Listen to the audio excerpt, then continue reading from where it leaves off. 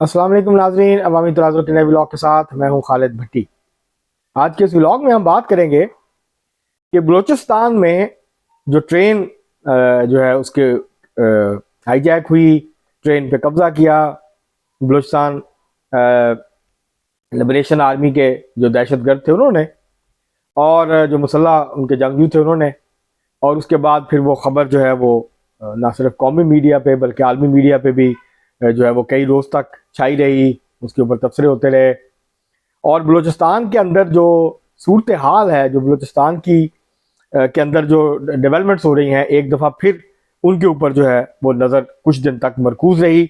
بلوچستان جو ہے اس کی بدقسمتی یہ ہے کہ وہ اسی وقت خبروں میں آتا ہے اور خبروں کی زینت بنتا ہے جب وہاں کوئی دہشت گردی کا بڑا واقعہ ہوتا ہے، پنجابی مارے جائیں، کسی وہاں پہ جو ہے وہ گاڑیوں سے اتار کے لوگوں کو مار دیا جائے، ان کے شناختی کارڈ چیک کر کے، اور اس کے ساتھ ساتھ جب وہاں پہ مائن کے بیٹھ جائے، وہاں جو کوئلے کی کانیں ہیں، دوسری کانیں ہیں، زیادہ تر کوئلے کی کانیں ہیں، اور وہاں پہ جب جو ہے وہ کان کن جو ہیں، ان کانوں وہ جو کانیں ہیں جہاں سے وہ کوئلہ اور دیگر معدنیات نکالتے ہیں، جب وہ ان کے لیے قبریں بن جاتی ہیں تو پھر جو ہے وہ خبر بنتی ہے کہ بلوچستان میں جو ہے وہ کوئلے کی کان بیٹھ گئی، اتنے مزدور جہاں بھاگ ہو گئے۔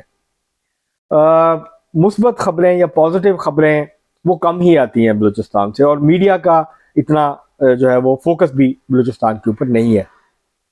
اب یہ جو واقعہ ہوا، ظاہر ہے اس واقعے کا مقصد دو تین واضح مقاصد تھے۔ ایک مقصد تو یہ تھا کہ یہ دنیا کو یہ پیغام دیا جائے کہ بلوچستان میں جو بلوچ ملیٹنٹس ہیں، جو مسلح جدوجہد کرنے والے لوگ ہیں، مسلح گروہ ہیں، وہ جب چاہیں جہاں چاہیں کچھ بھی کر سکتے ہیں۔ اور جس طرح سے انہوں نے ٹرین جو ہے اس کو ٹرین کے مسافروں کو یرغمال بنایا، اور جس طرح کے انہوں نے ویڈیوز جاری کی اور جس طریقے سے انہوں نے پروپیگنڈا کیا، ایک مقصد تو یہ تھا کہ یہ باور کروایا جائے کہ بلوچستان پر حکومت کی نہیں، ہماری عملداری ہے، ہم جہاں چاہیں جو چاہیں کر سکتے ہیں، اگر ہم نہیں کرتے تو یہ ہم نے نہیں کرنا ہوتا تو ہم نہیں کرتے۔ ایک تو پیغام ان کو یہ دینا مقصود تھا۔ دوسرا پیغام دینا یہ مقصود تھا کہ ہم بہت پہلے سے زیادہ طاقتور ہو چکے ہیں، ہماری جو طاقت ہے اس میں اضافہ ہو رہا ہے، اور اس کی وجہ یہ ہے کہ ظاہر ہے یہ گروپ سب اکٹھے ہوئے ہیں۔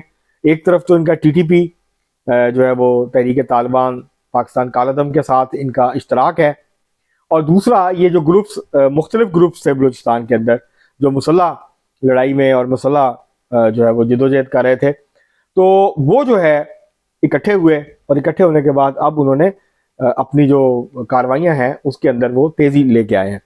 بلوچستان کی یہ جو یہاں مسلح شورش ہے، یہ 2005 سے جاری ہے۔ اس کے اندر اکبر بگٹی کے قتل کے بعد شدت آئی، ان کی ہلاکت کے بعد، اور اس کے بعد سے یہ کبھی کم ہو جاتی ہے کبھی زیادہ ہو جاتی ہے، لیکن یہ ختم نہیں ہوئی۔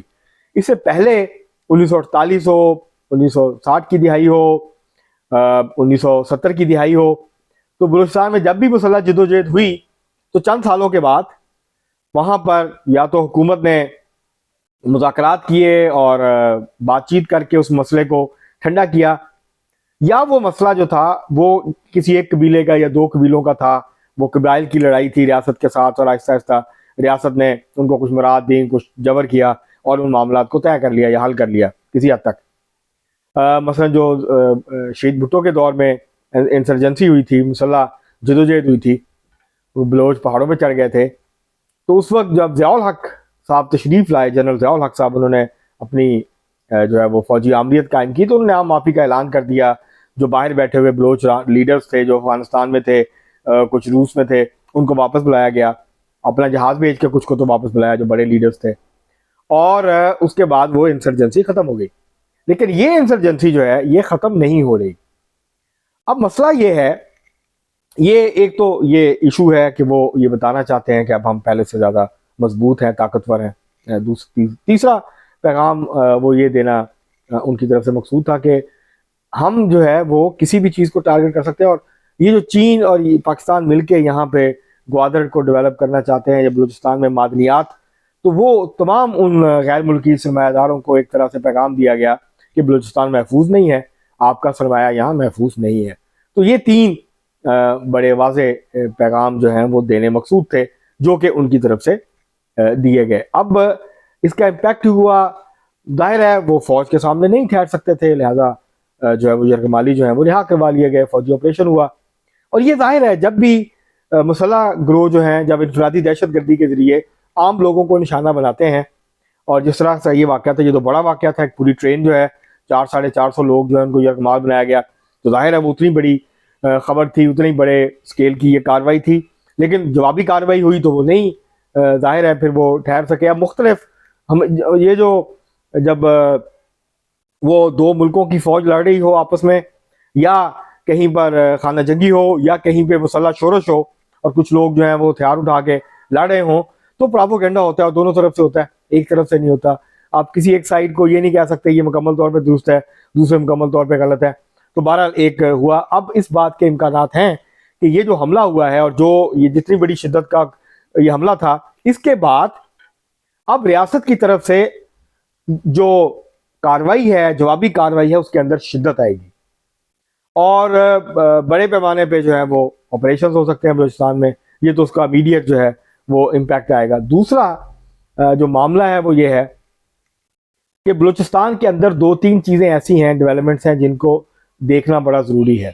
بلوچستان کا مسئلہ اگر حل کرنا ہے تو اس کو دیکھنا پڑے گا کہ اس کو کس طریقے کے ساتھ جو ہے وہ حل کیا جا سکتا ہے. اب دو ہی صورتیں ہیں، ایک تو یہ کہ ایک بڑا فوجی آپریشن ہو، بہت بڑا جبر ہو بڑے پیمانے پہ، اور اس جبر کے نتیجے میں ریاستی جو ہے وہ کاروائی کے نتیجے میں آپ ان کو جو ہے وہ بالکل فارغ کر دیں اور ان کو دھکیل دیں دور دراز جگہوں پہ، اور جہاں پہ ان کے جو نیٹ ورکس ہیں ان کو آپ ختم کر دیں، تو ظاہر ہے ان جو انٹینسٹی ہے، جو شدت ہے، وہ کم ہو جائے گی. دوسرا یہ ہے کہ آپ ان کے ساتھ بات چیت کریں. اب حکومت بھی کہتی ہے، ریاست بھی کہتی ہے، اور جو ہے وہ ڈی جی ISPR بھی کہہ چکے ہیں کہ مذاکرات تو ان کے ساتھ نہیں ہوں گے. اگر مذاکرات نہیں ہوں گے تو ظاہر ہے پھر لڑائی ہوگی، پھر جو ہے وہ جوابی کاروائی ہوگی، پھر ان کے اوپر جو ہے وہ ریاست اپنی طاقت کا استعمال کرے گی. ہو یہ رہا ہے کہ ایک تو مسنگ پرسنز کا ایشو ہے، اس کو بہت سنجیدگی کے ساتھ ایڈریس کرنے کی ضرورت ہے. دونوں طرف سے کانفلکٹنگ معاملات ہیں. آپ یہ نہیں کہہ سکتے، انکار نہیں کر سکتے کہ مسنگ پرسنز تو ہے ہی نہیں، لوگوں کو پاکستان میں اٹھایا ہی نہیں جاتا. اب یہ ایک مطلب اگر آپ یہ کہتے ہیں اس کا مطلب آپ حقیقت کو تسلیم نہیں کرتے. دوسری طرف ایگزیجریشن بھی ہوتی ہے. وہ لوگ جو چلے گئے ہوئے ہیں، وہ لوگ جو مسلح جدوجہد میں شریک ہیں، ان کے بارے میں بھی کہا جاتا ہے ان کو ریاست نے اٹھایا. تو یہ ریاست کو اس پالیسی کو ترک کرنا پڑے گا اٹھانے کی. آپ لوگوں کو گرفتار کریں، اگر آپ کے پاس ثبوت ہے، آپ ان کو عدالتوں میں پیش کریں، جو ایک قانونی طریقہ کار ہے وہ اپنائیں. آپ جب غیر قانونی طور پہ لوگوں کو اٹھاتے ہیں اور ان کو غائب کر دیتے ہیں تو پھر پروپیگنڈا کرنے کا موقع ملتا ہے. پھر آپ جو مرضی کہتے رہیں، پھر آہستہ آہستہ صورتحال وہاں تک پہنچ جاتی جہاں پہنچ گئی ہے کہ لوگ آپ کی بات کے اوپر یقین نہیں کرتے. بہت سارے کرتے ہیں، بہت سارے نہیں کرتے. اس کے علاوہ جو مسئلہ ہے وہ یہ کہ نوجوان جو ہیں وہ بہت فرسٹریٹڈ ہیں، خاص طور پہ پڑھے لکھے مڈل کلاس کے نوجوان. ان کی جو سیاسی نمائندہ، جو سیاسی جماعتیں ہوتی تھیں، جس میں بلوچستان نیشنل پارٹی تھی، مینگل تھی، عوامی باقی، اس کے علاوہ ڈاکٹر عبدالعلی بلوچ ہوتے تھے، پھر وہ نیشنل پارٹی میں ضم ہو گئے اور نیشنل پارٹی میں اب اس وقت اس کو لیڈ کر رہے ہیں ڈاکٹر مالک بلوچ. تو یہ وہ پارٹیاں تھیں جو مڈل کلاس کے جو سیاسی کارکن تھے، جو BSO سے آتے تھے، اسٹوڈنٹ پالیٹکس سے آتے تھے. تو یہ وہ سیاسی جماعتیں تھیں جن کے ذریعے سے وہ اپنا سیاسی اظہار کرتے تھے. یہ سیاسی جماعتیں ایک تو خود کمزور ہوئیں، دوسرا ان کو جو ہے وہ اسٹیبلشمنٹ بھی کمزور کیا، تاکہ قبائلی جو سردار ہیں، جو مختلف قبیلوں کے سردار ہیں اور جو ریاست کے وفادار ہیں، اسٹیبلشمنٹ کے حامی ہیں، ان کی سیاسی طاقت کو برقرار رکھا جائے. ان کو وہ بار بار اقتدار میں لاتے ہیں، تو ایک ایلینیشن کا شکار جو ہے وہ نظر آتے ہیں نوجوان. اور وہاں سے پھر جب غصہ بڑھتا ہے تو پھر وہ مسلح جدوجہد والے جو لوگ ہیں ان کے ساتھ جا کے کھڑے ہو جاتے ہیں. ایک تو اس وقت نوجوانوں کی نمائندہ سیاسی جماعت اس وقت نہیں ہے، اور جو ہیں ان کے پاس پولیٹیکل سپیس نہ ہونے کے برابر ہے. ان کو ملیٹنٹس بھی ٹارگٹ کرتے ہیں، ان کو اسٹیبلشمنٹ بھی ٹارگٹ کرتی ہے. تو یہ ایک سیاسی خلا جو ہے وہ بلوچستان کے اندر بڑی تیزی سے بڑھ رہا ہے، اور نوجوان بہت تیزی کے ساتھ جو مین سٹریم پالیٹکس ہے بلوچستان کی، اس سے ایلینیٹ ہو گئے ہیں. یہ ایک بڑا مسئلہ ہے، اس کو ایڈریس کرنے کی ضرورت ہے. بلوچستان کو ایک سیاسی حل کی ضرورت ہے. بلوچستان میں جو ہو رہا ہے، آپ فوجی جو آپ کے خلاف ہتھیار اٹھاتے ہیں آپ ان کے ساتھ ڈیل کریں، لیکن عام جو لوگ ہیں، جو صوبائی خود مختاری چاہتے ہیں، جو بلوچستان کے حقوق چاہتے ہیں، جو اپنے معاشی جمہوری سیاسی حقوق کی بات کرتے ہیں، آپ ان کو اور ملیٹنٹس کو ایک ہی طرح سے ڈیل نہیں کر سکتے. تو اس پالیسی کے اوپر جو ہے وہ بھی تبدیلی کی ضرورت ہے. بلوچستان کے جو حالات ہیں اس میں غیر ملکی طاقتیں بھی ہیں لیکن اس کے اندر اندرونی فیکٹرز بھی ہیں، یہ دونوں ہی ہیں. یہ آپ نہیں کہہ سکتے کہ باہر کی کوئی وہاں پہ کوئی عمل دخل نہیں ہے، مداخلت نہیں ہے. آپ یہ بھی نہیں کہہ سکتے، اب سارا جو ذمہ داری ہے وہ باہر کی طاقتوں پہ نہیں ڈال سکتے. ہماری اپنی جو پالیسیز ہیں، ہمارے اپنے جو طریقہ کار ہیں، ہم جس طریقے سے سیاست کر رہے ہیں، ہم جو انڈیجنس پالیٹکس ہے بلوچستان کی اس کو ڈیولپ نہیں ہونے دے رہے. اس کو ڈیولپ ہونے دیں گے، نئے لوگ سامنے آئیں گے، نوجوان آئیں گے، ان کی ایسپریشنز ہیں، آپ ان کی بات سنیں، ان کے ساتھ بیٹھیں، ان کو ہمدردی کے ساتھ اس پہ غور کریں، ان کو پولیٹیکل سپیس دیں کہ وہ مین سٹریم کا حصہ بنیں، بات کریں، سیاسی عمل میں آئیں. لیکن جب آپ ان کو سیاسی عمل سے نکال باہر کریں گے ان سرداروں کے لیے جو کہ ہو سکتا ہے آپ کے وفادار ہوں، لیکن بلوچستان کے عوام کی بڑی تعداد اب ان کو اپنا رہنما، اپنا لیڈر، اپنے نمائندے نہیں مانتی. اسی لیے بلوچستان کے جو الیکشنز ہیں وہ اس کے اوپر بہت سارے سوالیہ نشانات ہوتے ہیں. یہی لوگ پارٹیاں بدل بدل کے کبھی ایک پارٹی سے کبھی دوسری پارٹی سے، یہ وہ مخصوص لوگ ہیں جو کہ بار بار الیکٹ ہو کے آتے ہیں. اور تاثر یہ ہے کہ یہ کیونکہ اسٹیبلشمنٹ کے عامی ہے، اسٹیبلشمنٹ کو جتوا دیتی ہے. تو جب لوگوں کی حقیقی نمائندگی نہیں ہوگی، آپ ان کو اظہار کرنے کا موقع نہیں دیں گے، جب ووٹ کا تقدس جو ہے اس کو پامال ہوگا تو پھر ظاہر ہے اس طرح کے سینٹیمنٹس جو ہیں وہ ڈیولپ ہوتے ہیں. لیکن یہ ایک حقیقت ہے کہ بلوچستان میں جو یہ سارے جو مسلح گروہ ہیں اگر آپ ان کو شامل بھی کریں، کیونکہ ان کا مقصد جو ہے وہ بات تو آزادی کی کرتے ہیں، بات تو وہ کہتے ہیں بلوچستان کو آزاد کرنا چاہتے ہیں، علیحدہ کرنا چاہتے ہیں، لیکن مقصد ان کا کیوس ہے، مقصد ان کا غیر یقینی ہے، مقصد ان کا جو ہے وہ فساد ہے. مطلب ان کا یہ ہے کہ ایک عدم استحکام کی کیفیت رہے اور بلوچستان کی سیکیورٹی کو لے کے ایک ایسی کیفیت جو ہے وہ تاثر جو ہے یہ کیفیت ایسی رہے کہ لوگ وہاں پہ آنا، وہاں کاروبار کرنا، وہاں انویسٹمنٹ کرنے کے بارے میں فیصلہ کرنے سے پہلے سوچیں. تو یہ وہ کوشش کرتے رہیں گے، کبھی چھوٹے پیمانے پہ کبھی بڑے پیمانے پہ. لیکن ایک بات طے ہے، جب سے افغان طالبان کی حکومت افغانستان میں آئی ہے، ہمارے جو پالیسی ساز ہیں، ہماری مقتدرہ ہے، اس کا خیال تھا کہ یہ معاملات بہتر ہو جائیں گے، ہمارے یہ ٹی ٹی پی کو حمایت بند ہو جائے گی، یہ جو بلوچ انسرجنٹس ہیں ان کو جو وہاں سے حمایت ملتی ہے یہ ختم ہو جائے گی. ایسا نہیں ہوا، بلکہ حالات اس کے بعد زیادہ خراب ہوئے ہیں. یہ جو ہے ان کی بیسز وہی ہیں، یہ آپریٹ کر رہے ہیں، یہ پہلے سے کہیں زیادہ منظم انداز سے آپریٹ کر رہے ہیں. تو یہ جو سارے معاملات ہیں ان کو ہمیں جو ہے وہ دوبارہ سے دیکھنے کی ضرورت ہے. بلوچستان کے اندر جو انسرجنسی ہے یہ نہ پہلی ہے نہ آخری ہے. جب تک آپ مادی حالات کو تبدیل نہیں کرتے، جب تک آپ لوگوں کو روزگار نہیں دیتے، لوگوں کو ان کے معاشی، سیاسی، سماجی حقوق نہیں دیتے، صرف پیسہ دے دینے سے سرداروں کو یا بلوچستان کے حکمران طبقے کو لوگوں کی محرومیاں ختم نہیں ہوتی. آغاز بلوچستان موومنٹ، 18ویں ترمیم، اس کے بعد بلوچستان کو جو پیسے ملتے ہیں اس میں بے تحاشا اضافہ ہوا ہے، لیکن پیسے جا کہاں رہے ہیں یہ عام سوال ہے. لوگوں کو کیا روزگار مل رہا ہے؟ نہیں مل رہا.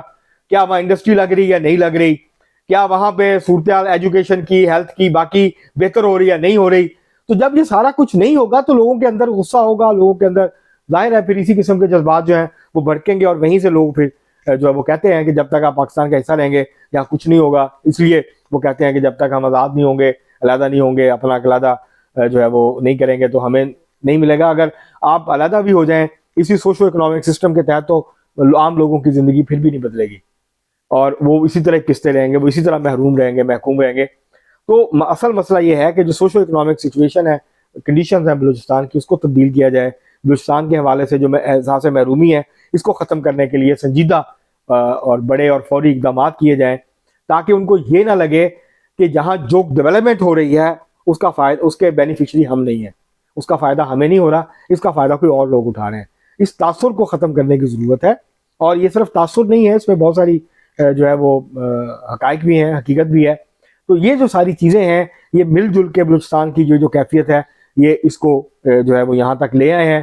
اب آگے صورتحال بہتر خراب ہو سکتی ہے اگر آپ جو فیڈریشن کی حامی، جو مین سٹریم پالیٹکس کی میں کا حصہ ہیں، ڈاکٹر مالک بلوچ ہیں، اختر بینگل، یہ جو لوگ ہیں، آپ ان کے ساتھ کولیبریٹ نہیں کرتے، ان کو واپس مین سٹریم میں نہیں لاتے، ان کو پولیٹیکل سپیس نہیں دیتے، تو حالات جو ہیں وہ خراب سے خراب تر ہونے کا خدشہ موجود ہے. اب تک کے لیے اتنے، بہت شکریہ.